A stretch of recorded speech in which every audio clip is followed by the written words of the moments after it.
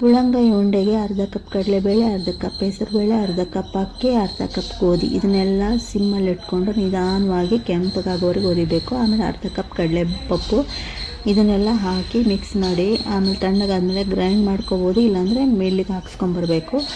ಇವಾಗ ಇದಕ್ಕೆ ಇನ್ನೊಂದು ಪಾತ್ರೆಯಲ್ಲಿ ಸ್ವಲ್ಪ ಶೇಂಗಾ, ಕಡಲೆಪಪ್ಪು, ಆಮೇಲೆ ಹುರಿದಿರೋ ಎಳ್ಳು, ಆಮೇಲೆ ಒಣ ಕೊಬ್ಬರಿ ಇದಿಷ್ಟು ಹಾಕಿ ಇವಾಗ ಮಾಡಿಸಿರ್ತೀವಲ್ಲ ಆ ಹಿಟ್ಟನ್ನು ಹಾಕಿ ಮಿಕ್ಸ್ ಮಾಡಬೇಕು.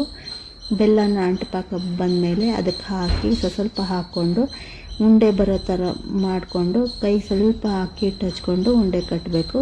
ಸ್ಟಾರ್ಟಿಂಗಲ್ಲಿ ಮೆತ್ತಗಿರುತ್ತೆ, ಬರ್ತಾ ಬರ್ತಾ ತುಂಬ ಗಟ್ಟಿ ಆಗುತ್ತೆ.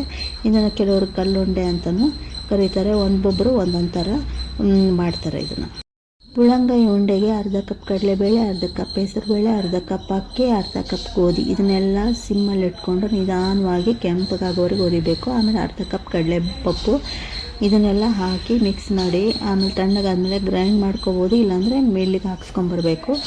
ಇವಾಗ ಇದಕ್ಕೆ ಇನ್ನೊಂದು ಪಾತ್ರೆಯಲ್ಲಿ ಸ್ವಲ್ಪ ಶೇಂಗಾ, ಕಡಲೆಪಪ್ಪು, ಆಮೇಲೆ ಹುರಿದಿರೋ ಎಳ್ಳು, ಆಮೇಲೆ ಒಣ ಕೊಬ್ಬರಿ ಇದಿಷ್ಟು ಹಾಕಿ ಇವಾಗ ಮಾಡಿಸಿರ್ತೀವಲ್ಲ ಆ ಹಿಟ್ಟನ್ನು ಹಾಕಿ ಮಿಕ್ಸ್ ಮಾಡಬೇಕು. ಬೆಲ್ಲನ ಅಂಟುಪಾಕ ಬಂದಮೇಲೆ ಅದಕ್ಕೆ ಹಾಕಿ ಸ್ವಲ್ಪ ಹಾಕ್ಕೊಂಡು ಉಂಡೆ ಬರೋ ಥರ ಮಾಡಿಕೊಂಡು ಕೈ ಸ್ವಲ್ಪ ಹಾಕಿ ಹಿಟ್ಟು ಹಚ್ಕೊಂಡು ಉಂಡೆ ಕಟ್ಟಬೇಕು. ಸ್ಟಾರ್ಟಿಂಗಲ್ಲಿ ಮೆತ್ತಗಿರುತ್ತೆ, ಬರ್ತಾ ಬರ್ತಾ ತುಂಬ ಗಟ್ಟಿ ಆಗುತ್ತೆ.